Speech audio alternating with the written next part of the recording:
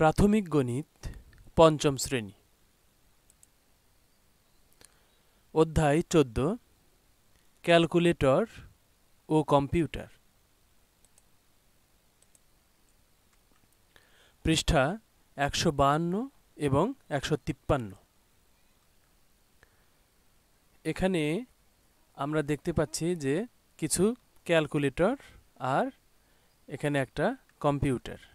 তাহলে ক্যালকুলেটর ও কম্পিউটার এই সম্পর্কে আমরা আজকে শিখব। ১৪.১ এ পর্যায়ে ক্যালকুলেটরের ব্যবহার। ক্যালকুলেটর হলো সাধারণ গণনার জন্য হস্তচালিত একটি ইলেকট্রনিক যন্ত্র, অর্থাৎ এমন যন্ত্র যেটা আমরা হাত দিয়ে চালাই এবং এটা একটা ইলেকট্রনিক যন্ত্র। আচ্ছা, যা একটি বৈদ্যুতিক ব্যাটারি দ্বারা চলে।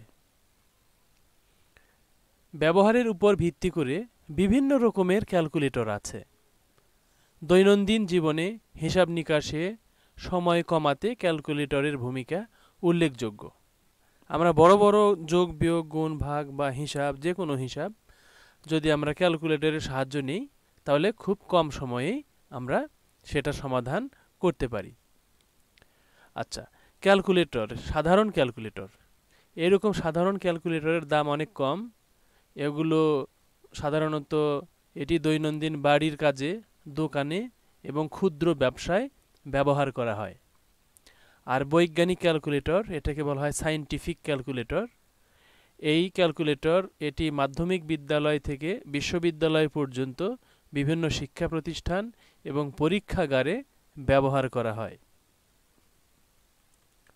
আচ্ছা, এখানে আমরা দেখতে পাচ্ছি যে ক্যালকুলেটর হলো সাধারণ গণনার জন্য হস্তচালিত ইলেকট্রনিক যন্ত্র যা ব্যাটারি দ্বারা চলে। আচ্ছা, এগুলো হলো কম্পিউটার মানে ক্যালকুলেটর। তাহলে ক্যালকুলেটর চলে ব্যাটারি দিয়ে।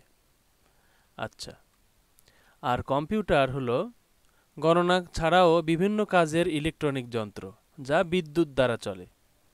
সাধারণত কম্পিউটার বিদ্যুৎ দ্বারা চলে। আর এখানে কম্পিউটারে আমরা গণনার কাজ অর্থাৎ ক্যালকুলেটরের কাজ ছাড়াও আমরা বিভিন্ন ধরনের কাজ এখানে করতে পারি। ক্যালকুলেটর দুই প্রকার, সাধারণ ক্যালকুলেটর আর বৈজ্ঞানিক ক্যালকুলেটর।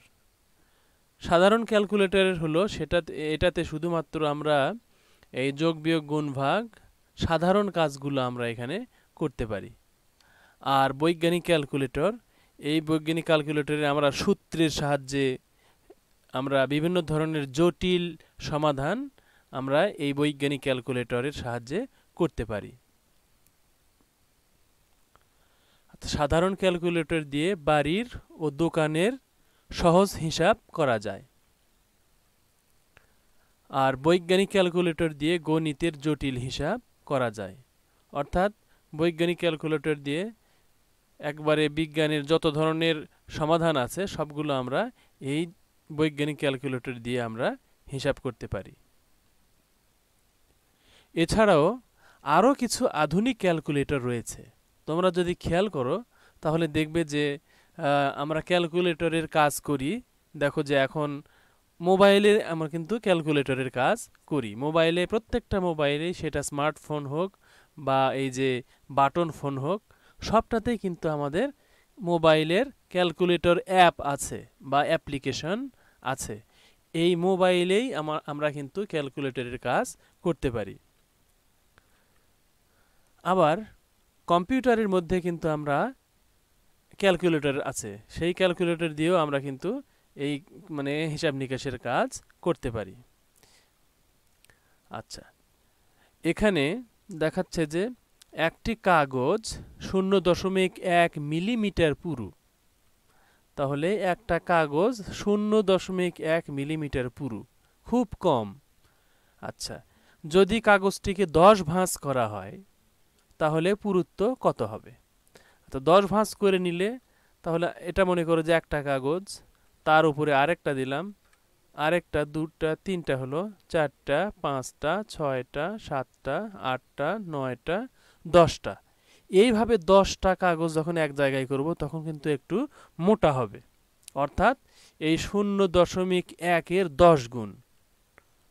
তাহলে এটা হবে 0.1-এর 10 গুণ। তার মানে এটাকে যদি আমরা 10 দিয়ে গুণ করি, তাহলে দেখো আমরা মানে এই শূন্যটা সরিয়ে এখানে নিয়ে আসলাম, আর এই 1 দ্বারা এই 1কে গুণ করলাম, তাহলে 1-1-কে 1, তারপরে এই দশমিকটা আমরা জাস্ট এখানে বসিয়ে দিলাম। তার মানে আমাদের হয়ে গেল 1.0, তার মানে 1 মিলিমিটার।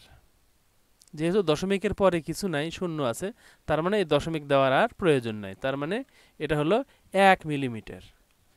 তার মানে আমাদের 10 ভাঁজ করলে আমাদের এই পুরুত্ব হবে 1 মিলিমিটার।